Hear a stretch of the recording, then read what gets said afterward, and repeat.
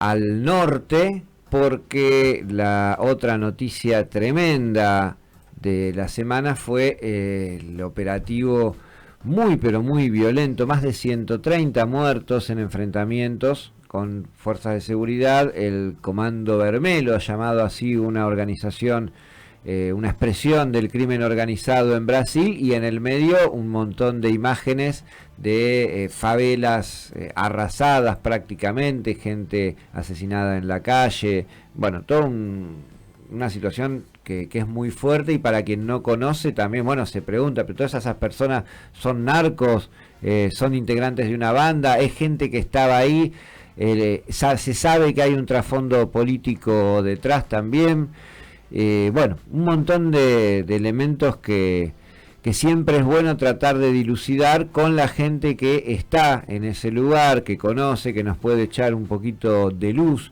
al respecto, y que además sabemos tiene un montón de vasos comunicantes con nuestra propia realidad en Sí. esta casa común que es Latinoamérica. Para eso estamos en comunicación con Bruno Lima Rocha, que es analista político y periodista, oriundo allí de Río de Janeiro, a quien le agradecemos un montón la posibilidad de charlar un rato y de informarnos un poco más respecto de lo que sucede. ¿Qué tal, Bruno? Buenas tardes ya. Hola, buenas tardes. Sí, gracias por la invitación y siempre estoy buscando desde el martes hablar con muchos medios argentinos y del continente, yendo un poco más allá de los titulares y de la Ujú. superficie, ¿no? Porque hay muchas cosas para explicar, ojalá tengamos tiempo y yo la capacidad para eso. Y te lo agradecemos porque de acá la información nos llega segmentada, Sí. confusa, y bueno, justamente por eso el valor enorme de que podamos tener esta conversación. Sabemos, cuento al menos por mi parte, agregarán ustedes compañeros, que se trata de una organización peligrosa, desarrollada, con tentáculos en el poder económico, con control de territorios en Brasil, y sabemos que el operativo este que se ha lanzado ha sido muy brutal, y bueno, y está teniendo y tiene consecuencias muy importantes para el conjunto de la población. No es que se están llevando presos a algunas personas, sino que se está convulsionando todo alrededor de esto. Eh, ¿Qué más? ¿Qué de fondo? ¿Qué es lo que pasa? ¿Y qué pasa con la Bueno, gente, no? vamos de a poco, ¿no? Primero sí, fue una gran operación, tuvo mucha letalidad, tuvo envergadura, pero es parte del cotidiano de Río Grande Río há por lo menos 40 años. Ajá. Todos los días, básicamente. La semana seguro, pero casi todos los días tenemos en Río y su zona metropolitana balacera y tiroteo entre bandas versus parapoliciales, entre la policía versus bandas criminales y, en menor escala, entre la policía y parapoliciales. Esto ya pasa hace 2 generaciones.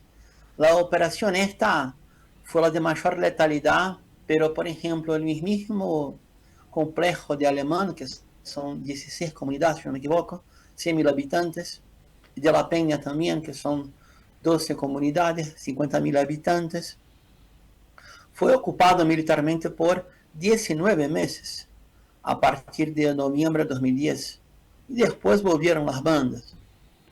Otro dato importante, esta operación estaba aprobada hace 60 días y tenía como argumentación desde el Ministerio Público, que no participó de la operación y opera muy bien el Ministerio Público de Río, buscar aprender, capturar a 100 personas, de las cuales las 5 primeras cabecillas del Comando Vermelho, que es una facción criminal que surge ahí por el año 79 y Ujú. empieza a operar en territorios periféricos de Río a partir del año 81 y hace su cambio de asalto para dominio de narcomenudeo y narcorutas ahí por el 85 más o menos cuando se dedica y es cuando empieza la llamada guerra moderna de Río. Otro dato más que es muy importante es que de los 100 que el Ministerio Público pidió captura, que yo sepa solamente 2 fueron capturados. Uh, ¿Y por qué? Porque, sí. Porque la operación fue filtrada y a la 1:30 de la madrugada del 28 de octubre, por lo menos 20 motociclistas de A2, 20 motos de A2 salieron huyendo del complejo, algunas fueron capturadas y eran bandidos del estado vecino de Espíritu Santo y declararon a la policía militar que los capturó que estaban huyendo de una mega operación contra sus cabecillas. Para terminar esta primera parte, tengo que decir una cosa muy sincera. Seguramente la policía civil, porque Brasil es muy complejo, no tiene 3 policías por estado, son 27 o malas estados, serían intenciones. 27 provincias. Serían provincias, 2015, ¿quién como era el candidato? sería más o menos así. La, la policía civil y la militar de Río lo que hacen es la administración de la economía del crimen. Cuando una banda está muy fuerte, la golpean duro para que no se sobreponga a las demás. De las 6 facciones que operan en Río, 3 bandas narcos, 3 facciones de paramilitares, solamente el Comando Vermelho tiene una proyección nacional. Y no es la más importante de Brasil. La más importante de Brasil tiene como sede São Paulo, es el llamado primer comando de la capital y opera como una empresa de crimen transnacional. Para terminar esta primera intervención, ¿qué se critica de la operación? Primero, su letalidad y no que la policía no vaya a intervenir en las comunidades para garantizar que el territorio no sea dominado por narcos. Eso sería una estupidez. Pero también la situación de crueldad de la policía, porque, mira, si están en una balacera, seguramente que los policiales tienen que alcanzar a sus blancos y salir vivos, pero mitad de los policías muertos fueron 4, de los 121, de las 121 muertes confirmadas, la mitad de ellos murió en una emboscada porque se filtró la operación. Por lo tanto, la operación debería ser suspensa. Claro. Y postergada, y no lo hicieron por politiquería. Y ahí la venganza que se hace cuando se mata a un policía de operaciones especiales es una barbaridad. Ahí entran sí los cuerpos degollados, las manos decepadas, los que murieron a cuchillazos, los que murieron rindiéndose, aquellos que no murieron por poco porque estaban siendo filmados en vivo por una moradora y por ahí va. Hay mucho rechazo a esta crueldad policial, pero también hay mucho aplauso, tristemente, de la sociedad brasileña que no banca más que la clase trabajadora sea asaltada día a día en su teléfono celular, en su poca renta. Bruno, estos levantamientos, estas suerte de pobladas manifestaciones que está habiendo en Río, bueno, ¿cuál es la explicación? Y políticamente, ¿esto a quién perjudica más, digamos, al gobernador de Río o al presidente Lula? Buenísima pregunta, ¿no? Claudio Castro es un corrupto, bolsonarista, tiene serísimas acusaciones de vínculos con narcotráfico, con crimen organizado. Va a ser juzgado la próxima semana por la Corte Electoral. Él está atado a su gobierno por un hilo muy fino de un fallo suspendido de la Fiscalía Electoral porque tiene acusaciones de compra de O sea que, votos. perdón, ¿esto podría interpretarse como una escapada hacia adelante, como decimos acá? Sí, perfectamente. Fue un hecho de politiquería con bala y sangre. Pero también hay que decírselo que la extrema derecha que gobierna varios estados brasileños con aliados de Bolsonaro o oligarcas que fueron más a la extrema derecha, como por ejemplo importantes estados, ¿no? Río de Janeiro, São Paulo, Minas Gerais, Paraná, Goiás, Santa Catarina. Esta gente hizo un bloqueo político de una propuesta muy buena que ahora avanza en régimen de emergencia en el Congreso Nacional para establecer un nuevo sistema nacional de seguridad pública que pase por la centralidad de la Policía Federal y que busque más que nada interceptar los flujos de dinero y las rutas de contrabando de alto valor, no solamente drogas, sino también armas y productos electrónicos. Por lo tanto, lo que uno interpreta es el objetivo de la operación policial en el terreno de la seguridad interna del estado de Río no era capturar a los cabecillas. Eso sería un premio. Era dar un golpe duro al Comando Rojo, Comando Vermelho, de manera que no pudiera avanzar aún más y consolidar sus dominios en las áreas de parapoliciales. Esto está en la autorización de la justicia estadual para la operación. No estoy inventando nada. La otra situación es que como la operación estaba autorizada hace 60 días más o menos, utilizaron un tiempo perfecto para atender los intereses de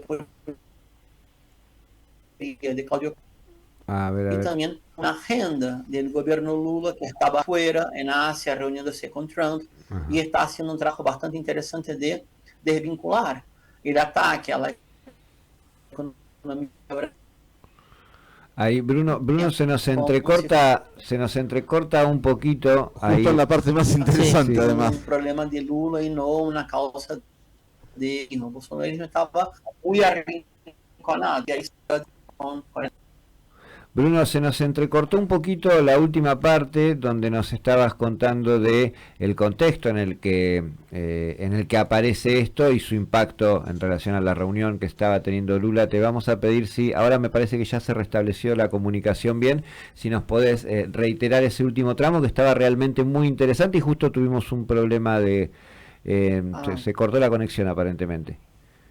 bueno, capaz que retomo de ahí Ah, el ahora te Dale. escuchamos ciclo. perfecto, ahora sí.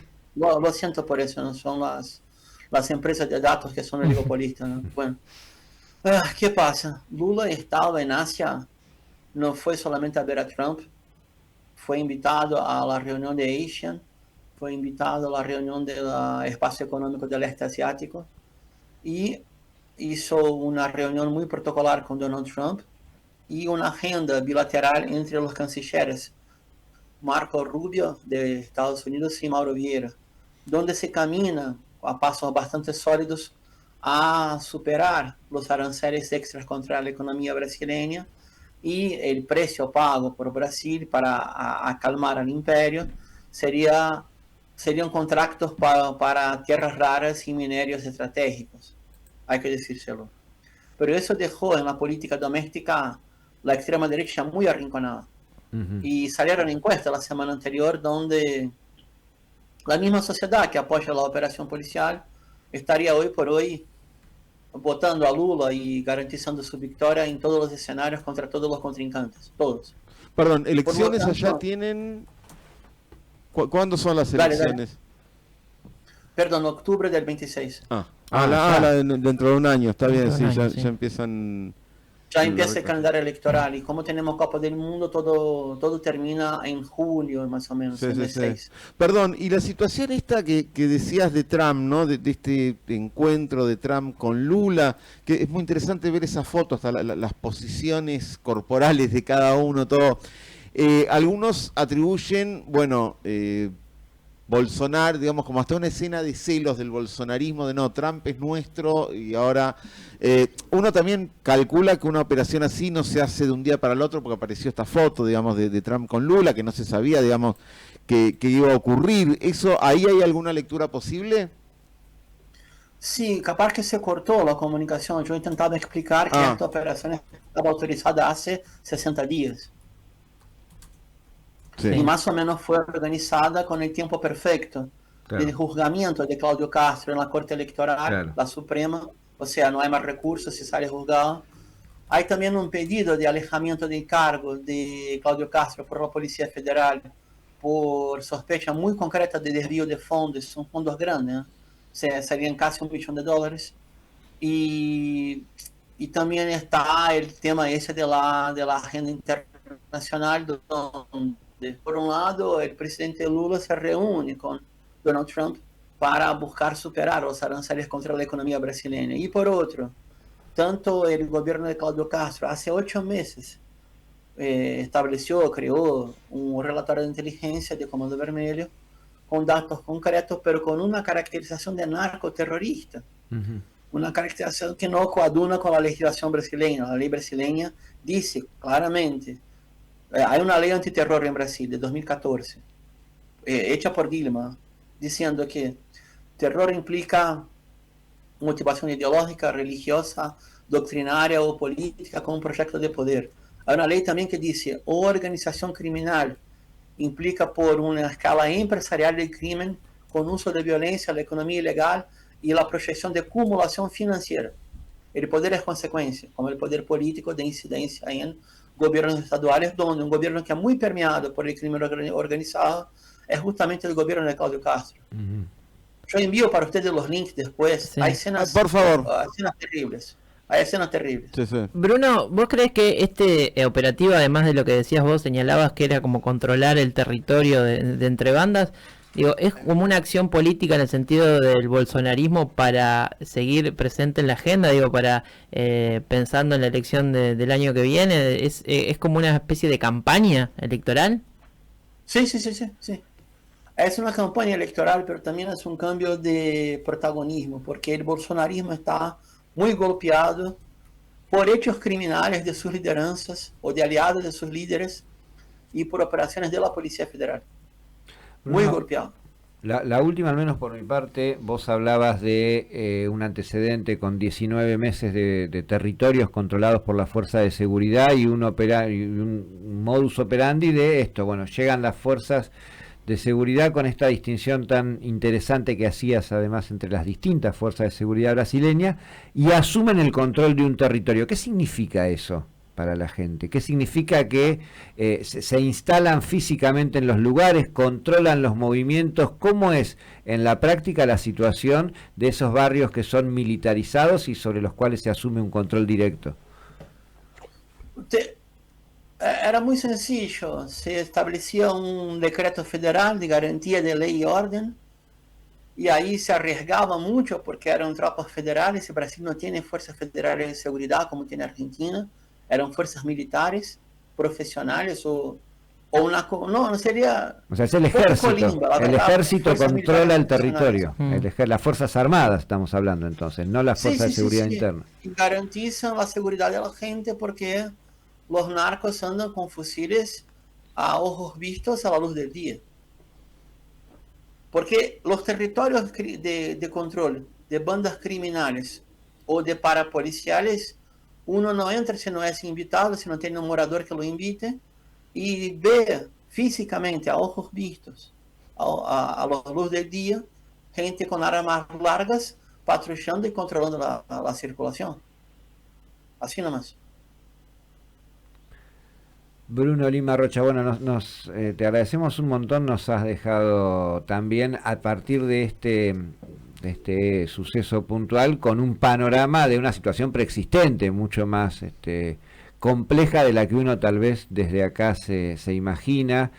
Esto de que no haya una fuerza interna de seguridad también es un dato, ¿no? Brasil es un pequeño continente adentro del continente en sí mismo y con un grado de evidentemente atomización en algunos de sus aspectos como Estado que es muy muy sorprendente, bueno, y un grado de violencia por supuesto que nos duele mucho y al que nos asomamos a lo mejor cuando sucede algo así, pero que evidentemente bueno, viene desde hace rato y ojalá por el bienestar de la población que se pueda ir resolviendo, aunque el panorama que nos estás tirando la verdad no es muy alentador en ese sentido. Bueno, gracias por el espacio y yo insisto, ¿no? La realidad de Río es muy específica, no es el estado más violento, pero es el estado donde hay más, en capital y región metropolitana, más control territorial, o por bandas criminales, o por bandas criminales compuestas por policías, los parapolicías. Por lo tanto, es una realidad muy específica y no se puede confundir la presencia de bandas narcos en Brasil con el dominio territorial que tiene Río, es muy distinto. Bien, está bueno cerrar con esa definición también porque a veces uno tiende a simplificar o a extender una foto de una región y está buenísimo también esta última definición. Te agradecemos un montón por acercarnos este panorama y bueno, tal vez te molestemos más adelante para ver cómo sigue la cosa. Todo bien, no molestan para nada, gracias por el espacio. Hasta pronto. Bueno, ahí pasaba entonces Bruno Lima Rocha, analista político, periodista. Contaba él que por suerte habla muy bien el castellano y contaba que además tiene un interés particular en que se conozca la realidad de su país, la realidad de allí de Río de Janeiro en particular. Nos tiraba de paso una foto de la realidad política de Brasil con una derecha muy, muy enquistada, muy fuerte, gobernando nada más y nada menos que Río de Janeiro, que San Pablo, que Minas Gerais, que algunos son distritos fuertes, claves en términos de población, de impacto económico, pese a lo cual Lula asoma como favorito para las próximas elecciones. Con 81 años se va a presentar a su cuarto mandato Lula da Silva.